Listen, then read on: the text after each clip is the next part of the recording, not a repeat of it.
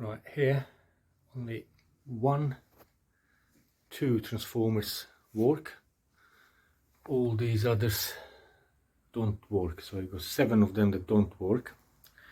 And also the dimmer switch, it's not working, so I have to replace the dimmer switch and 7 out of 9 transformers, which actually will be more cost effective just to replace the lights, because transformer itself is more expensive than brand new LED fire rated dimmable downlight. So I'll replace downlights. So we got these LED dimmable fire rated, so they're dimmable fire rated downlights, 6 watts. With power off, we're going to disconnect feed wires to the transformer first. New light fitting is coming with its own junction box and quick release plug. So on end of them wires we're gonna fit this junction box terminal. They're literally wires just literally pushing there. We got neutral, earth and live, and a little clump here on this side. So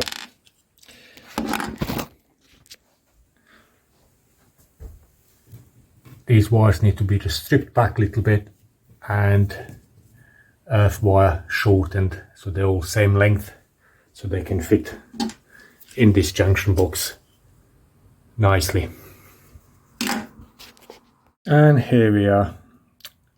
Always helps to tape up the tails so they are together.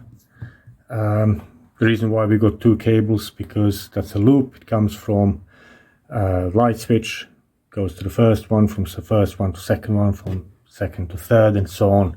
The last one will have only 1 wire in.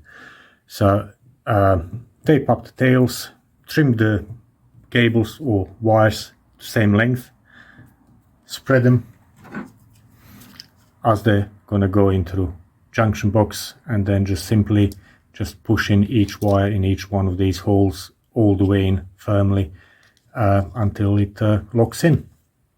And once you push them all in, you can put a clamp back on and the cover.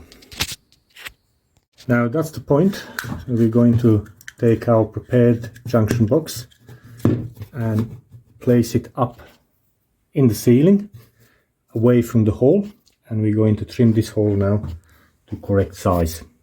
Now this can be a tricky job, enlarging existing hole. We need 72mm hole. I got my dust catcher as well. So the way how I'm going to do it, I'll have to hold the drill with 2 hands, but I'm going to place it on angle until, right, let me just show that. I'll take the cover off first. This is going to show a bit better.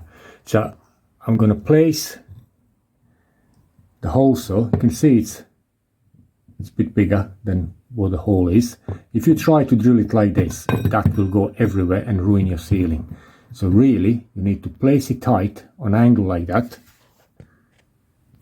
so you use one edge of the hole as a guide and drill in on angle, and basically you'll end up having a hole that is flush on one side and cutting more on the other side.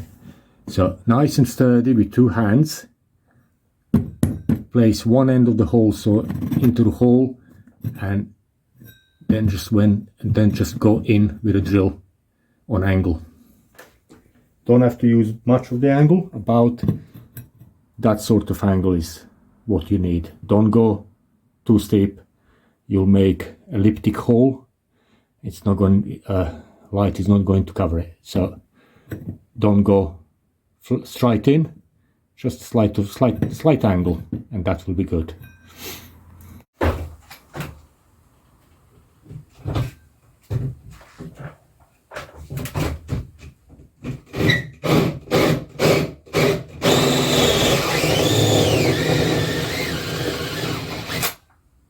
Now with the hole enlarged, Get our fingers in and reach for the junction box,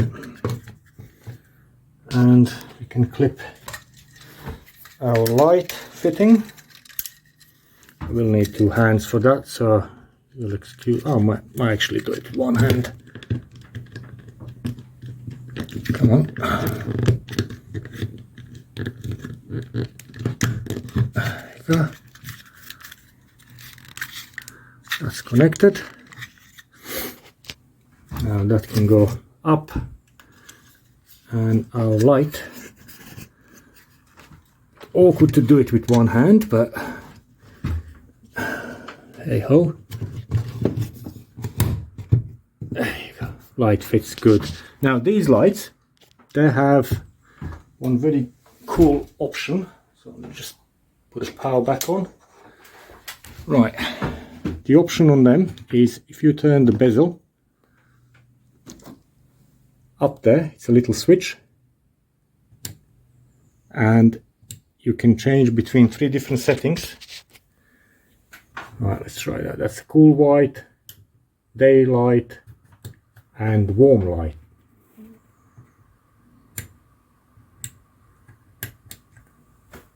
So you got 3 lights in one.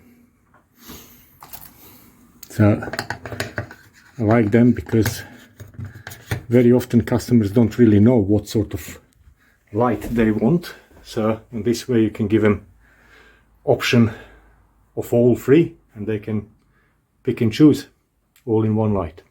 There you go. That's how you replace the downlight.